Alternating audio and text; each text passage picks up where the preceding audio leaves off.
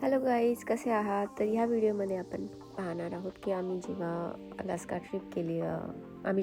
Trip केली आणि त्यामध्ये आम्ही 1 वीकसाठी गेलो होतो क्रूजवर. आणि त्या क्रूजवर आम्ही 8 दिवस काय काय ॲक्टिव्हिटी केल्या.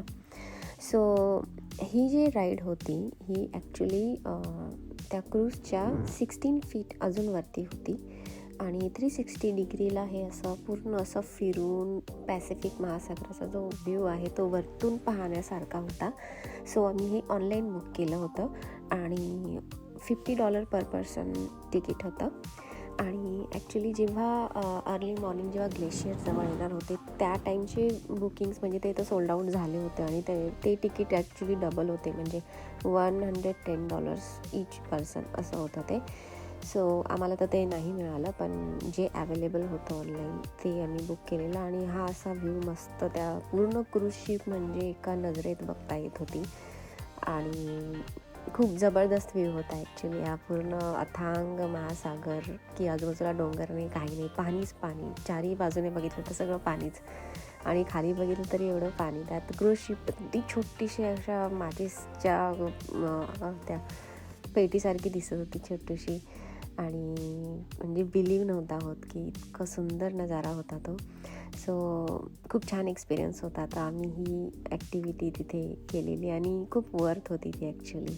त्याच्यानंतर फॅमिली टाईपच्या पण खूप साऱ्या ॲक्टिव्हिटी होत्या आणि मुलांना घेऊन, म्हणजे हा टाईम असा होता की खूप महिन्यांनी म्हणजे वर्षांनी मुलांसोबत इतकं फ्री माइंडने एन्जॉय करत होतो की काही जास्त एक्सप्लोर करायचं नाही, काही नाही, फक्त मुलांना टाईम आणि फॅमिली टाईम, खायचं, फिरायचं आणि मुलांमध्ये फन करायचा.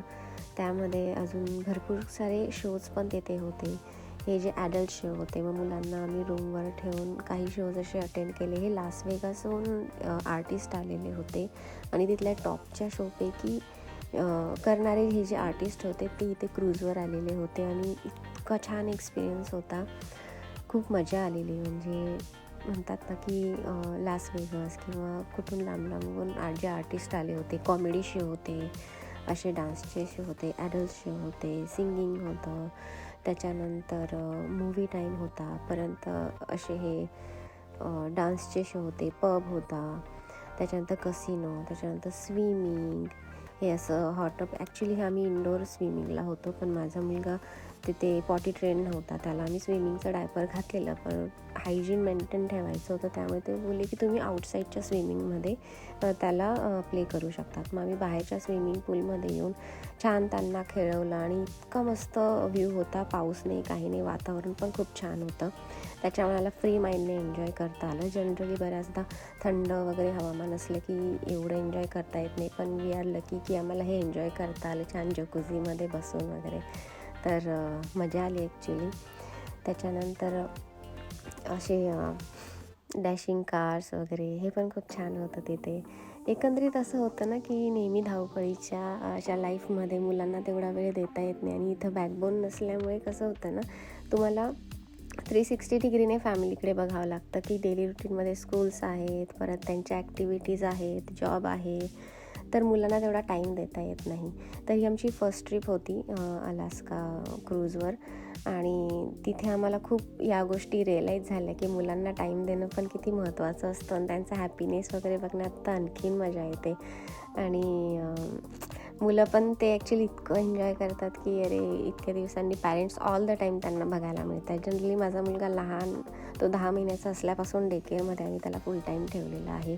तो मोस्टली घरी नसतो, दिवसभर म्हणजे डे केअरमध्येच असतो. तर हा टाईम असा होता की त्याला पूर्ण वेळ फॅमिली एकत्र असं दिसत होती. तर आम्ही पण म्हणजे मजा केली त्याच्यासोबत आणि छान वाटलं एकंदरीत. एवढ्या सगळ्या गोष्टी अनुभवायला मिळाल्या आणि खरंच लाईफमध्ये असे काही क्षण हवेत की तुम्ही तुमच्या कुटुंबासोबत वेळ घालवता ते. आणि छान वाटलं म्हणजे एकंदरीत. सगळ्यांनी असं वाटतं ना की आयुष्यातून एकदा तरी अशा काही रिलॅक्स ट्रिप अशा करायला पाहिजे. जनरली कसं होतं की आम्ही म्हणजे बाहेरच्या ज्या ट्रिप करतो तिथे एक्सप्लोरिंग वगैरे एवढ्या गोष्टी असतात, थोड्या हॅसल पण होतात त्या trip. He one and only अशी ट्रिप होती की फक्त फॅमिली, रिलॅक्स अँड चिल. तर ह्या बाकी सगळ्या ॲक्टिव्हिटीज ह्या फ्री ऑफ कॉस्ट होत्या. काही पेड होत्या, पण मोस्ट ऑफ द ॲक्टिव्हिटीज ह्या फ्री ऑफ कॉस्ट होत्या. काही बुकिंग वगैरे असं नव्हतं, पण फर्स्ट कम फर्स्ट सर्व अशी म्हणजे पद्धत होती. आणि जर कोणाकडे खूपच लहान मुलं वगैरे असतील आणि कोणी टेक केअर करायला नसतील आणि काही ॲडल्ट शो असे काही असेल की फक्त कपललाच अटेंड करायचे, तर मग डे केअरची वगैरे सुद्धा सोय होती, जे नाईट टाईमला पण ओपन असायचे, डे टाईमला पण ओपन असायचे. आम्हाला त्याचा एवढा काही यूज नाही झाला, कारण माझी मुलगी मोठी आहे तर ती काही गोष्टी तिने टेक केअर केल्या, त्यामुळे मुलांनाही एन्जॉय करता आला आणि आम्हालाही एन्जॉय करता आला. म्हणजे एकंदरीत असं आहे की मुलं जरी लहान असली तरी काही टेन्शन नाही, डे केअर्स वगैरे असतात क्रूजवर. सो असा खूप छान एक्सपिरियन्स होता. तर तुम्हाला हा व्हिडिओ कसा वाटला मला नक्की कॉमेंट करून सांगा. आता भेटूया पुढच्या व्हिडिओमध्ये. तोपर्यंत बाय बाय.